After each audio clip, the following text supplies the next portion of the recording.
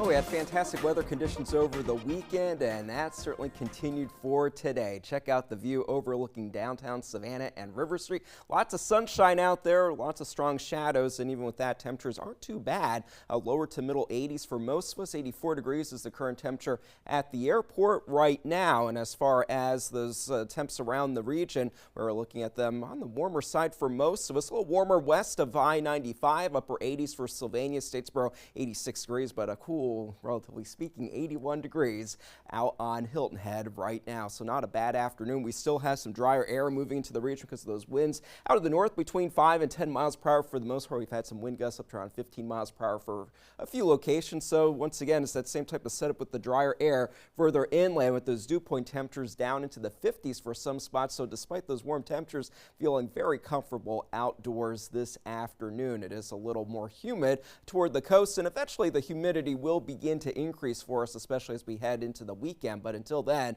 we will be enjoying that dry air. So with a clear sky for tonight, temperatures will be a comfortable 72 degrees by 11 o'clock, with overnight lows down into the 60s for most locations. So a very comfortable start to our Tuesday. We'll have sunny and dry conditions Tuesday and Wednesday, with near normal afternoon highs in the mid to upper 80s, but it will get a little warmer and more humid by Thursday and Friday, with a few showers possible over the weekend as more moisture comes into play. And in the tropics, we're watching some development possibly in the Atlantic, but at this point, nothing that we need to be concerned about. But we are still pretty close to the peak of hurricane season, so anything that is developing is always worthwhile watching. Right now, to our north, we do have an area of low pressure over eastern North Carolina. That's helping to promote that decent breeze out of the north right now, but eventually those winds will shift south going into the later part of the week, and that's when the moisture levels will begin to increase for us, and also our temperatures will begin to increase. It's a lot hotter in the midsection of the country right now. 93 degrees for Kansas City, Kansas right now,